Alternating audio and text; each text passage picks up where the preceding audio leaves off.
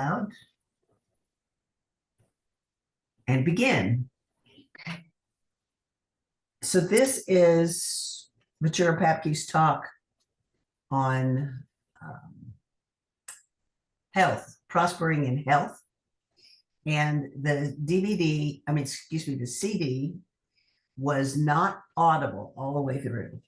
So this one will be shorter than the full hour. They all have been, but this one will be significantly shorter because you couldn't hear it. You could hear them in the background, but it wasn't loud enough to be able to record it. So this is what she said. And then I've thrown my own bits and pieces into it just because it makes it, to me, more interesting. This is a God day. God's day given to each one of us to worship and love, to become aware of this that we call God, this infinite intelligence, this creative energy, this that fills the universe, giving us this day to do with as we please. And now, Father, because we are here seeking, we are here opening ourselves to accept thy love, thy wisdom, thy wholeness, thy abundance. Today is the day the Lord hath made for us. May each one here open their minds and their hearts, their bodies and their affairs, and accept this love, this truth, and wholeness and abundance right now. And now, Father, may thy love and thy wisdom speak through me, giving to each one here that which they have need of, remembering always that it is the Father's good pleasure to give to his children. And Father, we believe this. We accept this with joy and thanksgiving and claim it now for ourselves and for each one here. And so it is. And so it is. As always, we have a tremendous lesson, and that is I prosper in health. If we do not have health, it is very, very difficult to accept the other wonderful gifts of God. To prosper means to become aware of the flow of something in our lives. We prosper in many things that we are not aware of, but we need to become aware that here we have all the health that is necessary for each one right now. John says, "Beloved, I wish above all things that thou mayest prosper and be in health, even as thy soul prospers." What is John telling us? He is telling us actually the fulfilling of the law of cause and effect. Our soul could not prosper in health if we were not aware of health, of God as health, because our soul means that which our mind is. And if our mind accepts illness or disease or lack or unhappiness, then our soul cannot prosper in the goodness of God. So if we're focusing on illness or lack or whatever, then we're not focusing on the goodness that is God. And we know this to be the truth. I mean, if you smash your finger or shut it in a door or something like that, it's got your attention, it's throbbing and it hurts. And so you are thinking about your finger and you're not thinking about the goodness of the rest of your body, that it seems to be working properly. Because your finger hurts. We're there. Now, this does not mean that we do things wrong. It does not mean that we are sinful beings because we do not flourish in the abundance of God. It simply means that somehow we have not let the spiritual light shine completely within us. We are blocking Spirit's light in some way, with some thought, with something that we've accepted and may be completely unaware of. Spirit is that power within us that is our very life essence. We are told that God is spirit. If God is spirit and we're created in his image, then we too are spirit. So being, we are spirit. We are created of that thing which God is. Spirit is light, it is wisdom, it is love, it is wholeness, allness. It is all things. When we completely accept the allness of God then we must completely accept ourselves whole, abundant, happy, joyous, prosperous in every way. Oh, that's so easy to say. It is I not so easy know. to, it is not so easy to do. That is true. Our lesson today says it is well to wish to prosper in health, for this is the perfect outpicturing of God's idea of perfect man. It is well to wish to prosper. Jesus, as you remember, spent most of his ministry healing people, healing their bodies. I feel sure that one of the main reasons for this is that it is impossible to feel completely at one with God if we are not physically well.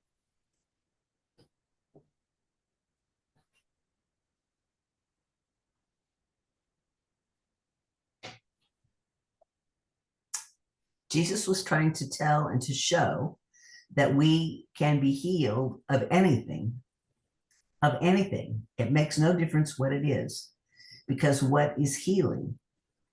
It is the seeing and acceptance of perfection. We must be, each and every individual, perfect, perfect. Now, this means, of course, as a practitioner, that this has to be. If, as a practitioner, we would see illness, we would be treating illness. But we do not see illness, we see perfection.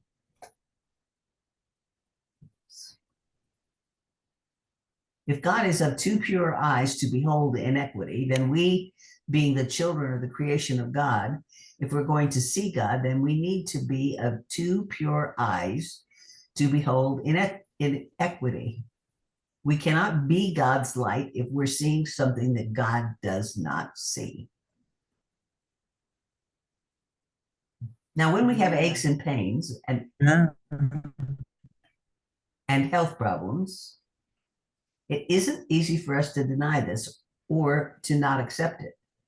But there is one thing, and one thing that is important for us to do, and that is, instead of seeing the disease or the problem, to become aware of the spiritual light within.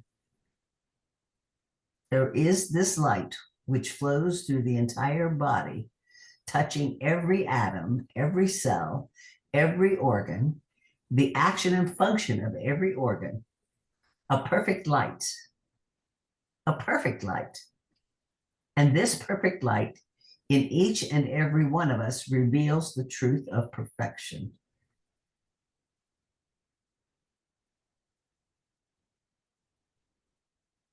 When you have a health problem, in the midst of pain, in the midst of fear, try to lay it aside and see this light within. Try to become aware of this light that flows through you constantly. Whether you're aware of it or not, it's there. But it is our becoming aware of it that is important. Again, this is why we are told to be still and know that I am God. To quiet our mind, to fill our mind against things we see that are there in a physical way, and become aware of the spiritual light within. How do we do this? A quiet faith in God. A quiet faith in God. Unless and until we have this quiet faith in God, we ourselves do not express the wholeness or the allness of God. It is when we have this quiet faith in God and this sureness within ourselves that God does love and care for us, that God is within every atom, every cell, and every organ, and the extent of every function of every organ in the body. And if this is so, how could there be pain or disease? There could not be. There could not be. Wasn't it Norman Cousins who distracted himself from his whatever his disease was with laughter? I was thinking that was the name of that guy. He watched comedy shows and cured himself of whatever it was that he had going on. So when we're in pain or when we're uncomfortable with whatever disease we have, if we can distract ourselves before we can get to the place of being quiet and knowing what's going on, but if we can distract ourselves, then we're not focusing on the pain. We are focused on whatever it is. We're not focusing on how bad we're feeling. We're focusing on the book we're reading or the game we're playing or getting caught up in the project that we love or whatever. In which case, while we're doing that, we're not paying attention to the pain. And frequently the pain then is diminished. My own impression. And then if the pain is diminished, then it's easier to go back to that place where we're still in quiet and not focused on pain, focused on light. Then what is this thing that we have when we feel actual pain? Is it that thing which is forever imposing on us, trying to impress us with its importance? Nothing. It is no thing. There is not God and something. There is only God. We must come into the awareness and acceptance of this truth. Only God, not God and disease, not God and lack, not God and unhappiness. Only God. Only God in the universe and every part of our being in the world that we live in, move in, and have our being in. The allness, the completeness of God. We must believe it. We must have faith in it. We must accept it and be still and say, I am healed. I am healed. Don't be afraid to say, I am healed. I am healed of any and everything that could possibly touch this physical body. We must either believe in God or disease. We cannot believe in both. We are told, yeah, isn't that interesting, God?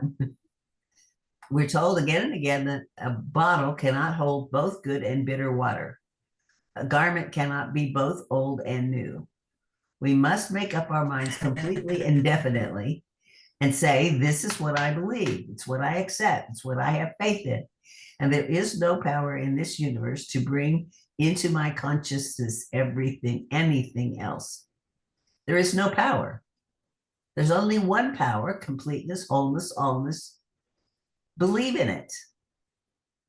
Believe that you are healthy. Believe that you are strong. Believe it right now. Claim this for yourself.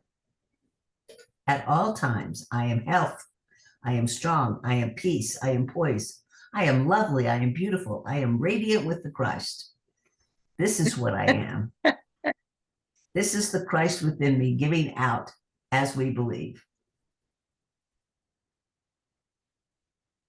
If we fear or doubt the wholeness, we destroy the wholeness within ourselves. That's what Ventura says. If we fear or doubt, we destroy the wholeness within ourselves. But I, Suellen, do not believe that. I don't think we can destroy the wholeness, but we sure as heck can cover it up and hide it. I believe in something else. I agree. It's not just, right. It's not destroyed. It's there. Right. And it isn't. It's got to be there. Right. It isn't easy. Ventura goes on to say, I know someone called me just now and they said, goodness, I've been reading and praying and treating and believing for a year, and I see no change in my life at all. I am more in debt than I was a year ago. I cannot experience anything that seems to be good. I don't feel well. Nothing I turn to works out. Everything is bad. What do we tell people like this? Well, we know within ourselves, of course, that that's been their main thought all year. That it's not going to work. All this prayer, all this is not going to work. So, of course, they're right. I'm sure that the practitioners and ministers will be very clear to everyone. We ourselves do not heal. We simply reveal the truth of the perfection of that which you are. But you must realize this and accept this within yourself. We touch the perfection in everyone that we treat for. We realize, we see perfection there. And this revelation of this perfection, there is always an uplift or an upsurge or a healing feeling in the mind of the one that you are treating for. But that one at that one time must come right in and say, yes, I know I'm a spiritual being. I'm not a physical being. I'm a spirit with a physical form. My spirit is perfect and whole and complete and beautiful. And there's never been any part of disease here, and there can never be. For I am that thou art, this perfection. I am a spiritual being, and that spirit within me is the only power there is.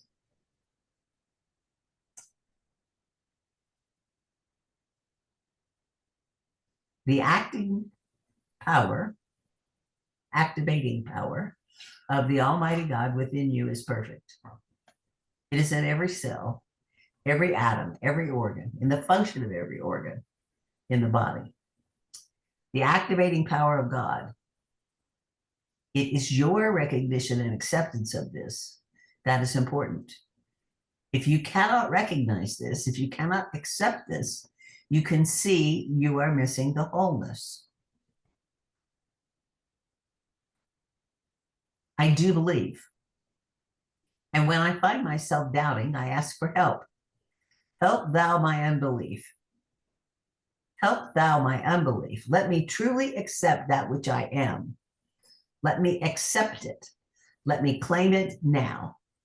God is fulfilling his perfect idea in each and every one of us. Now, God is doing his part, fulfilling his perfect idea within us. If we do not accept it, then we do not become aware of it. God is fulfilling his perfect idea within you right now. Right now. His perfect idea. The perfect idea, this perfect idea is the activating power of spirit within you that is revealing the truth of perfection that is in every cell, every atom, every organ of your body. It is whole. It is perfect. It is complete. And it is true. That we must see this. We must accept it. And we must give thanks for it.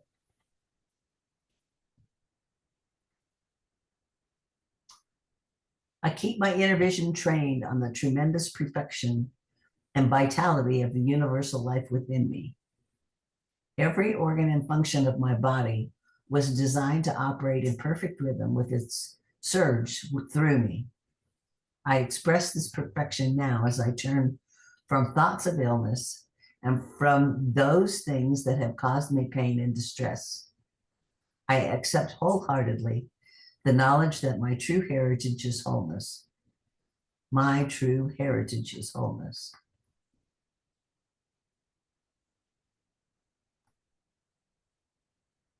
Dr. Holmes says God within is now healing me of all sickness and pain and is bringing comfort to my soul.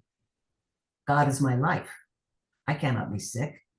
I cannot be sick. We cannot be sick. It is impossible. We are accepting something that is not true when we accept illness. And so because of this wonderful idea, our lesson is be still and know.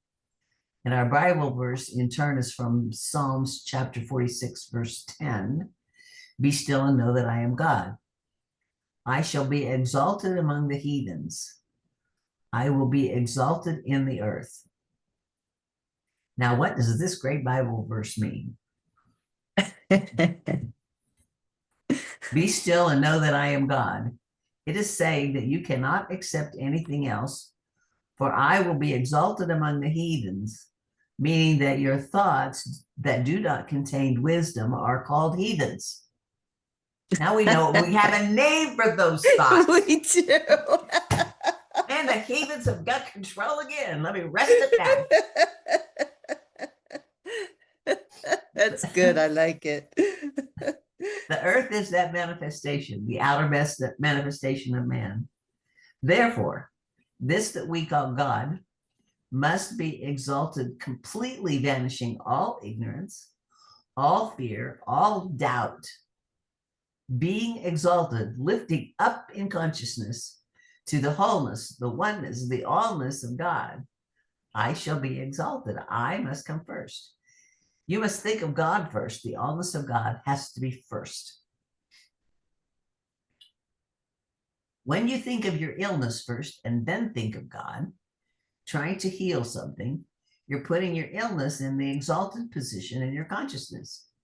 It is when we come to this place that God is first in our thinking. God is exalted in our consciousness. And we accept only God. We cannot accept God on the one hand and illness or disease or lack on another. Lack is just as much as the disease of a disease as a physical ailment. Unhappiness, any of these things that do not match, that any of these things that do not actually be a part of the perfection of God, is an illness. It matters not what it is. We so often think of illness as a physical symptom, but a physical symptom, if it is a disease, is simply the manifestation of your thinking, just like an unhappy life is. Right. Right.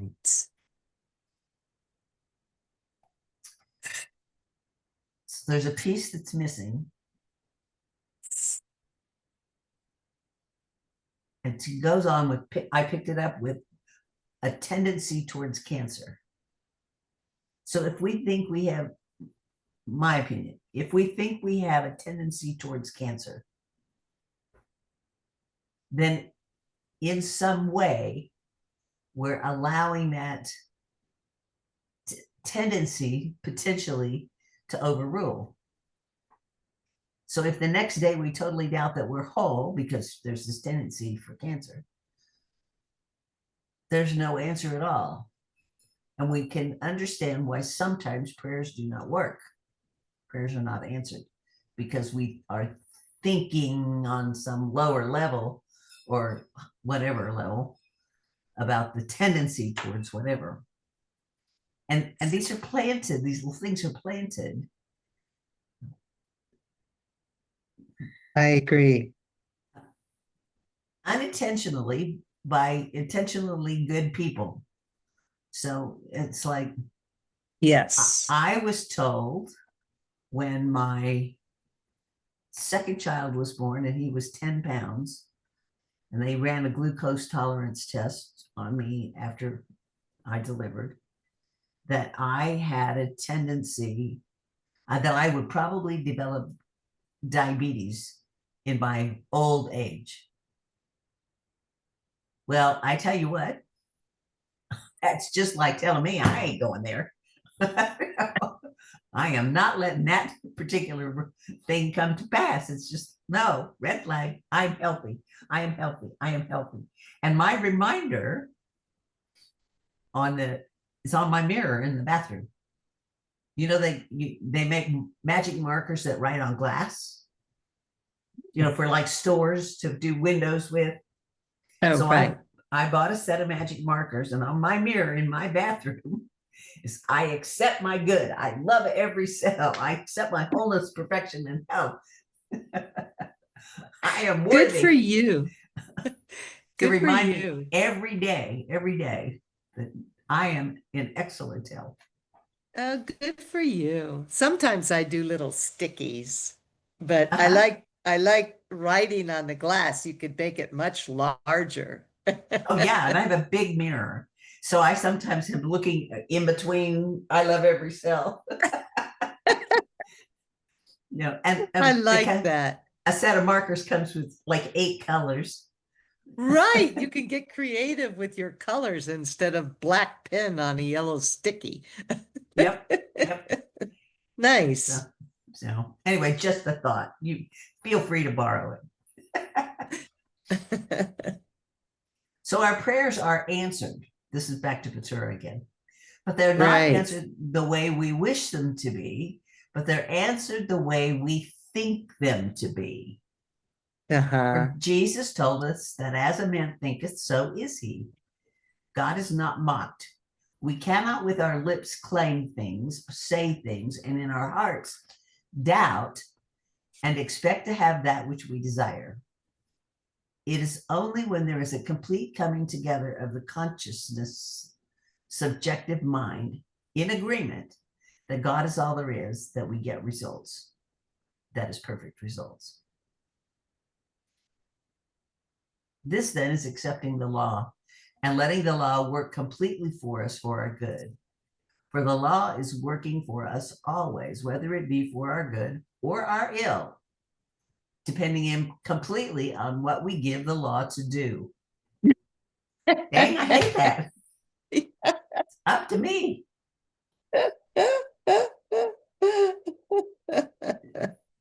Dr. Holmes says there's no obstruction one cannot dissipate by the power of truth. Many times, as I told you a moment ago, one called me and said, I've been reading, I've been praying, I've been treating. I think of prayer all the time. Why, then have I not had answers? Because there has not been acceptance in the mind.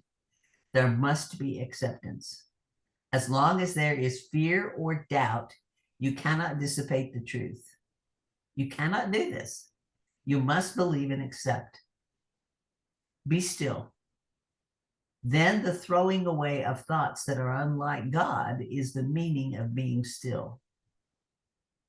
To be still is to shut out everything except spiritual thought. We may be still in the midst of heavy traffic, or we may be still in the sanctuary of our own home. Being still is stilling the doubts, the fears, the physical things that we see and know that there is only one presence and one power in the universe, and that is God.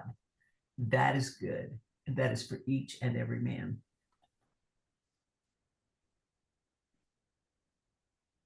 God is no respecter of persons.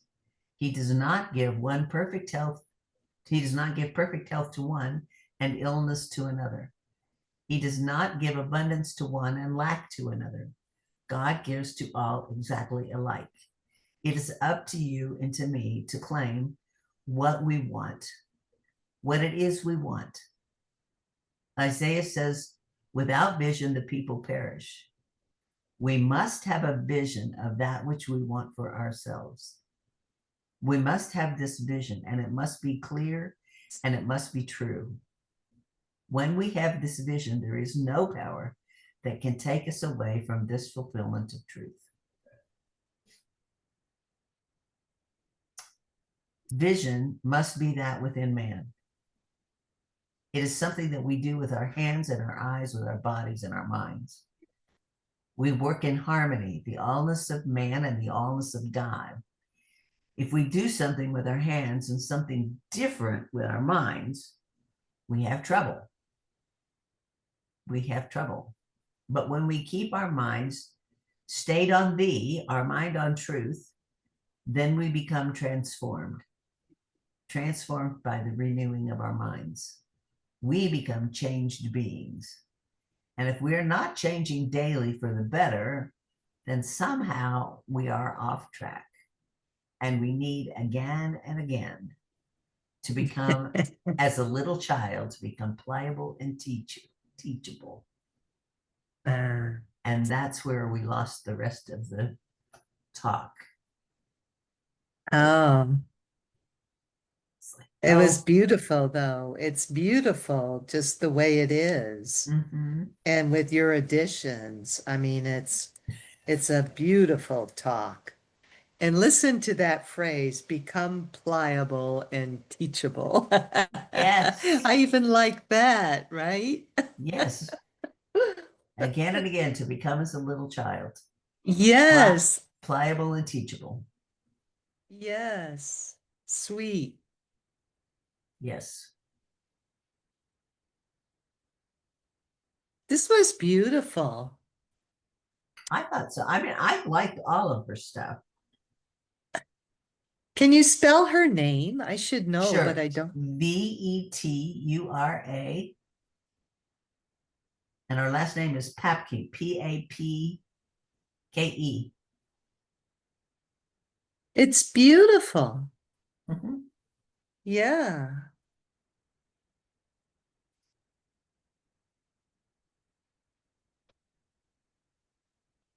So anyway, there we In my are. family, my grandmother passed away of Alzheimer's at 63. And my older brother and I are beyond 63. My mother is 94, will be 94. And so my older brother tends to focus on this Alzheimer's Uh-huh. and thinking that because it skips generation, he'll probably get it. Uh-huh. I know. So he lives in that. Place of fear. Yes. My mother died at 63 as well. She had a stroke. Oh, wow. So I know I've lived way past that. But I tell you, the first year was kind of an interesting one, because it was like, oh, mom didn't live this long. Now my dad lived to be 85 or something like that. So I'm not there yet. But I'm going on. Uh, a Toastmaster friend recommended niacin, the real story, to me about niacin in mega doses, which is it's just a vitamin, as being a cure or an aid to so many different illnesses that, but because it's a vitamin, it's not expensive, and Um, big pharma doesn't make any money on it. It's not available and doctors don't recommend it or use it. So anyway, I, something to look into. Fair. And one could almost say the same about ivermectin. Okay, what is that? I've not heard Uh, of so ivermectin. ivermectin,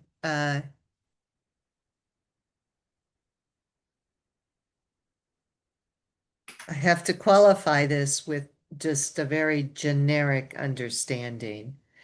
It initially, well, it is used, it's been a drug that's existed for a very, very, very, very long time.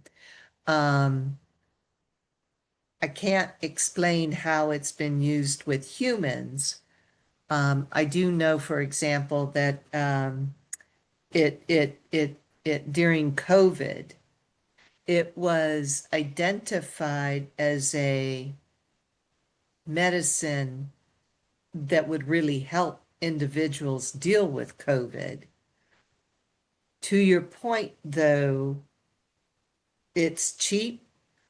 It's not something that the pharmaceuticals, you know, Yep. companies developed. They couldn't make any money on it. So when it came out in the early years of COVID that ivermectin would be beneficial, it was poo-pooed Mhm. substantially. And now, fast forward 5 years, doctors are prescribing ivermectin. Mm. Isn't that Well, interesting? it is, because in reading the material that in the niacin and the real story, it's also beneficial for COVID. And it's a vitamin. People don't die of vitamins, You don't. And you know? ivermectin, yeah. So I, anyway, off our topic altogether here. Well, not off of it altogether because we were talking about healing, but the point of the talk would be we don't need either of them. We just need to allow the perfection of God and believe in the perfection of God that is within us at all times. Sometimes, though, we're not as strong in that faith I'm and not. I agree. I agree. And there's nothing to say that God is not in the niacin or the ivermectin or the ibuprofen, or the whatever else it is, the surgery that saves our lives in the moment, because it's all God. There can't be God and anything. So it's all God, but do we have to be in pain and suffer? Fair. Now, if we've gotten ourselves in a car crash and we've gone to surgery because of that, we probably do have to do some pain and suffering to just Right. get through it. Right. Right. Just saying. So anyway, Well, you're looking great. well, So thank you.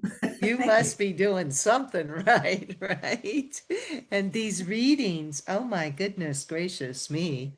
Even just to talk about it and like you were, well, you prepared all of this. So there's the preparation, the reading, and you're ingesting it, and now we're discussing it. Oh my goodness. It's beautiful. It's Thank you. beautiful. God is beautiful. And you're I know. beautiful. Yeah. And you're beautiful too. You've gotten your haircut since the last time I saw you. Yeah, I'm getting it shorter and shorter. It thins out. It thins out, so to me Yeah. it feels better. Yeah, yours is getting longer. It looks nice.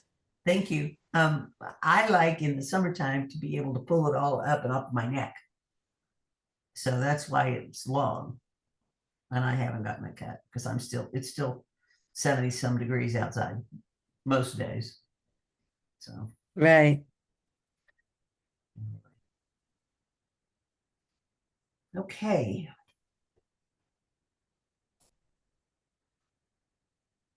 I am going to say if you who are ever are listening to this want to contribute to Inner Journey, you can go to inner-journey.org. And on the website, there is a place for you to donate, or you can text to 405 337 9739. And today's word is grace. 405 337 9739.